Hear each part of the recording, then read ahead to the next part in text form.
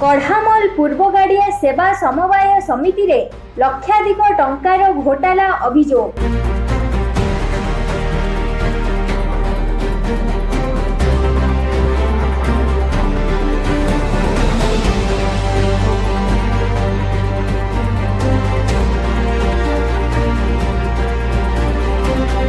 तत्कालीन संपादकों विरोध में कठोर कार्यानुष्ठान दाबी रे रास्ता रोक।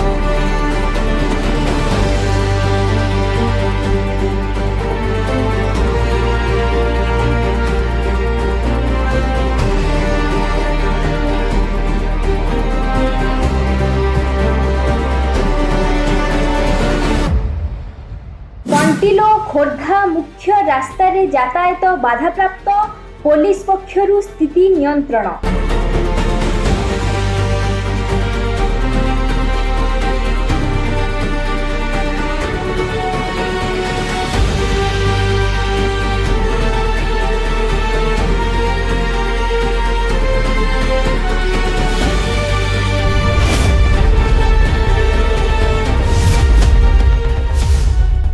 बांकी केन्द्र समवाय बैंक अधीनस्थ कलापथर शाखा निकटस्थ कड़ामल पूर्वगाड़िया सेवा समवाय समिति रे 2024-25 आर्थिक वर्षर ऑडिट रिपोर्ट रे लक्षाधिक टंकार घोटाला तथ्य सामना को आसीथिबा अभियोग को केंद्र करी अंचल रे तीव्र असंतोष देखा देइछि। तत्कालीन संपादक संतोष जय सिंह विरोध में ऑडिट रिपोर्ट रे अनियमितता और अर्थ हेरफेर उल्लेख होइथिबा सत्वे समवाय विभाग पक्षरु दृढ़ कार्यानुष्ठान न निया जाई टाळटुळ नीति अवलंबन करा जाउथिबा अभियोग आनिछंती समितिर सदस्य माने। एहार प्रतिवाद रे सेमाने कढ़ामल ठारे रास्ता उपरे धारणा देई तुरंत और कठोर कार्यानुष्ठान दाबी करिछंती। धारणा जोगु कंटिलो खोर्धा मुख्य रास्ता रे यातायात संपूर्ण बंद हो जाइथिबा बेले उभय पार्श्व रे शताधिक जानवाहन अटकी रहिथिला। खबर पाई बांकी और बैतेश्वर पुलिस घटनास्थल रे पहुंची स्थिति को नियंत्रण करुछंती। समवाय विभागर अधिकारी माने घटनास्थल को आसी अभियोगर तदंत सह आवश्यक कार्यानुष्ठान नेबा नेई प्रतिश्रुति देबा परे मात्र धारणा प्रत्याहार करा जिवो बोली धारणारत सभ्य माने प्रकाश करिछंती। मो जने कढ़ामल पूर्वगाड़िया सेवा मोर नाम भोलानाथ बेहरा। मु हूँ कढ़ामल पूर्वगाड़िया सेवा समवाय समिति जन सभ्य।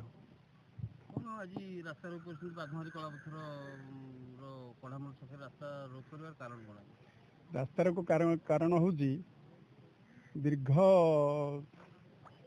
2022 मसीह संतोष जयसिंह नामक जड़े संपादक थिले। से कढ़ामल सोसाइटी रू 1,06,00,000 टंका हड़प करिसेंती। आमे ये कथा गुड़ाक बारंबार नहीं कि एआर डीआर कलेक्टर कान पर्यंत गलुनी जोटा कि आमर किसी समाधान होनी कि आमे किसी न्याय पाऊनी।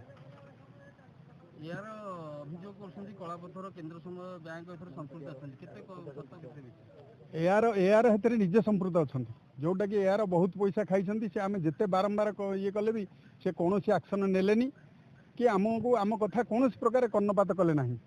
तेणु आम बाध्य होइकि आज रास्ता रोक को ओल्लैछंती समस्त चाषी शह चाषी। आमे आशा करूँ जे पर्यंत न शुणिबे से पर्यंत आमे अनिर्दिष्ट काल पई रास्ता रोक रे बसिबु।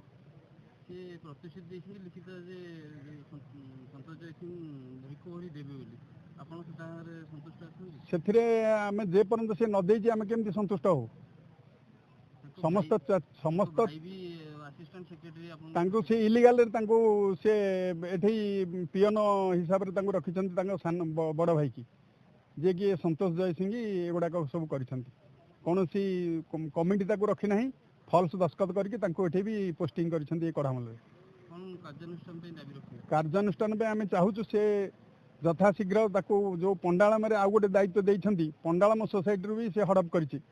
पंडालम जो दायित्व ताको देइछंती ताको हेतु सस्पेंड करके सेटाको पुंखानुपुख तदंत करा जाऊ। तदंत करा गले तार आहुरी भी 5 कोटी टंका बाहर। प्रत्येक विजेंद्र मणा कढ़ामल पूर्वगाड़ा समिति जन चाषी आज रोड बंद कर कारण हूँ आम समितिर ତିନି ଗାଁକୁ ନେଇ ଗୋଟିଏ ସମିତି ସମିତିର ପୂର୍ବତନ ସମ୍ପାଦକ ସନ୍ତୋଷ କୁମାର ଜୟସିଂ ସେ ମହୋଦୟ ତାଙ୍କର ଯେଉଁ ଫାଇନାଲ ଅଡିଟ୍ ରିପୋର୍ଟ କରାଗଲା ଏ ସମିତିର 6 ଲକ୍ଷ 7 ଲକ୍ଷ ଟଙ୍କା ଭିତରେ ହେରଫେର ହେଇଛି। ଏଥିରେ 162 ଲୋକଙ୍କର ଜମା ଖାତାରୁ ତାଙ୍କ ନାଁରେ ଋଣ କରାଯାଇ ତାଙ୍କୁ ପଇସା ସିଏ ହଡପ କରୁଛନ୍ତି, ଯେଉଁଟାକି ଅଡିଟ୍ ରିପୋର୍ଟରେ ସମ୍ପୂର୍ଣ୍ଣ ରୂପେ ଉଲ୍ଲେଖ ହେଇଛି। ଆମେ ସରକାରଙ୍କୁ ନାଇଁ ଆପଣଙ୍କର ହଉ କି ଆମର ହଉ ସମସ୍ତଙ୍କ ସରକାର ସରକାରରେ କିଛି ନାହିଁ, କିନ୍ତୁ ଘଟଣା ହେଉଛି ଚାଷୀମାନଙ୍କର ଯେଉଁମାନଙ୍କର ପଇସା ସିଏ ହଡପ କରିଛି ପ୍ରଥମ ତ ସେଇମାନଙ୍କ ପଇସା ସିଏ ଦଉ ସେ ମହୋଦୟ।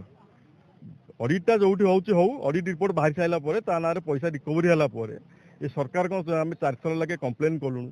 ଏ ବାବଦରେ DRCS ଅବଗତ ଅଛନ୍ତି, ସବ୍ କଲେକ୍ଟର ଅବଗତ ଅଛନ୍ତି, ARCS ମହୋଦୟ ମଧ୍ୟ ଅବଗତ ଥାଇ ନଜାଣା ଭଳିଆ କାମ କରିଛନ୍ତି। ତେଣୁ ଏଇ ଯେଉଁ ସମସ୍ୟା ସୃଷ୍ଟି ହେଇଛି ଆଜିର ପରିସ୍ଥିତିରେ ଏ ସାଧାରଣ ଲୋକଙ୍କ ଚାଷୀ ଖଟି ମୂଲିଆଙ୍କ ପଇସା ନେଇ ସିଏ ତାର ଅମାପ ସମ୍ପତ୍ତି ଆରମ୍ଭ କରିଛି। ତା ପାଇଁ କିଛି ସରକାର ଯେଉଁ ଆମେ ମଧ୍ୟ ମନ୍ତ୍ରୀଙ୍କୁ ମଧ୍ୟ ଏ ଦୃଷ୍ଟି ଆକର୍ଷଣ କରିଥିଲୁ, ଏ ଜିନିଷ ବି ସରିଛି ପ୍ରତ୍ୟେକ ଜିନିଷ। ତେଣୁ ଆମେ ସବୁ ଜିନିଷ ଯେତେବେଳେ ନିରାଶ ହେଲୁ, ତେଣୁ ଏ ଚାଷୀମାନଙ୍କର ପଇସା ସେମାନଙ୍କ ଖାତାକୁ ଯାଉ, ସେମାନେ ସେ ଯେଉଁ ଋଣ ନେଇଛି ଯେଉଁ ଲୋକ ଜାଲିଆତି କରିକି ପଇସା ନେଇଛି ସେକୁ ବହିଷ୍କାର କରାଯାଉ, ପ୍ରଥମ। ଦ୍ୱିତୀୟ ଦାବି। ତୃତୀୟ ଦାବି ହେଉଛି ଏଇ ଯେଉଁ ସଂସ୍ଥାଟି ଅଛି ଏ ସଂସ୍ଥାର ଯେଉଁ ମାନେ ନ୍ୟସ୍ତ ଚରିତ୍ର କର୍ମଚାରୀ ଯେଉଁମାନେ ପଇସା ନେଇକି ପ୍ରଲୁପ୍ତ କରିକି ତାକୁ ବଞ୍ଚେଇ ରଖିଛନ୍ତି ଆଜିକି 7 ବର୍ଷ ହେଲା, ସେଇଟାକୁ କରାଯାଉ। ପ୍ରଥମେ ତାକୁ ଆଗ ଧରାଯାଉ। ଏ ଅଡିଟ୍ ରିପୋର୍ଟ ବାହାରିଲା ପରେ ଆମ ନିକଟତମ ସୋସାଇଟି ପଣ୍ଡାଳମ ପଣ୍ଡାଳମ ସୋସାଇଟିର ସମିତିର ଆଜିକି 8 ବର୍ଷ ହେଲା ଅଡିଟ୍ ହେଇନାହିଁ। ଏ ସରକାର କ'ଣ କହୁଛି? ଶୋଇଛି ନା ଲାଗୁଛି ନା କିଛି ଜଣା ପଡୁନି। ଲୋକଙ୍କ ପଇସା ଲୋକଙ୍କ ଖାତାକୁ ଯିବାର ନାହିଁ, ଲୋକ ଆଡେ ଜାଣିବାର ନାହିଁ, ପଇସା ଖାଇବାରେ ସେଇ ବ୍ୟସ୍ତ। ସିଏ ଏଠି କିଛି ଲୋକଙ୍କୁ ଧରିକି ତାର ମାନସିକ ଦୁଶ୍ଚିନ୍ତା ପୂରଣ କରିଛି। ଏଥିରେ ବିଧାୟକରୁ ଆରମ୍ଭ କରିକି ମାନେ ସରକାରୀ କଳ ସମ୍ପୂର୍ଣ୍ଣ ଦାୟୀ ଅଛନ୍ତି। ଆମେ ବାଧ୍ୟ ରୋଡ ଉପରେ ଅଛୁ ଆଜି। ନିଶ୍ଚୟ ଥିବ ଅଧିକାରୀ ମାନେ, ସେ ଏକେଟୁଆ କାହିଁକି କଲା? 8 ବର୍ଷ ହେଲା ଗୋଟେ ଅଡିଟ୍ ହେଇନି, ପଇସା କାହିଁକି ଫାଇନାନ୍ସ କରୁଛନ୍ତି? ଏଥିରେ ସମ୍ପୃକ୍ତ ଆପଣଙ୍କର ଯୋଉ ନିୟମ କହୁଛି, କୋଅପରେଟିଭ ମାନୁଆଲ କହୁଛି ଯେ 1 ବର୍ଷରୁ ଅଧିକ ଯଦି ଅଡିଟ୍ ନହେଲା ସେ ସଂସ୍ଥାକୁ ପଇସା ଦବା କଥା ନୁହେଁ। ଆଜିକି 8 ବର୍ଷ ହେଲା ସେ ତାର ପଇସା ବ୍ଲାକମେଲ କରି ଚାଲିଛି, ସେ ଉଠେଇ ଚାଲିଛି, ଆଜି ପର୍ଯ୍ୟନ୍ତ କିଛି ଦେଖା ନାହିଁ। ଏଥିରେ ମାନେ ବିନା ଅଧିକାରୀ ନହେଲେ କ'ଣ ଜାଣିପାରିବେ ମାନେ ଏତେ ଘୋଟାଲା କରିପାରିବ ତା ବିନା ନଲେଜରେ? ARCS ପ୍ରତି ବର୍ଷ ମାନେ ପ୍ରତି 6 ମାସରେ କି 3 ମାସରେ ଅଡିଟ୍ କରିବା କଥା ଆସିକି ସମିତି ମାନଙ୍କୁ। ସେ କ'ଣ କରୁଥିଲେ ଆଜି ପର୍ଯ୍ୟନ୍ତ କାହିଁ ଅଡିଟ୍ ମାନେ ଦେଖିନାହାନ୍ତି କାହିଁ ଆସି ସମିତିରେ? ସବୁ ରିପୋର୍ଟ ଠିକ୍ କରିକି ଦେଇ ଦେଇଛନ୍ତି।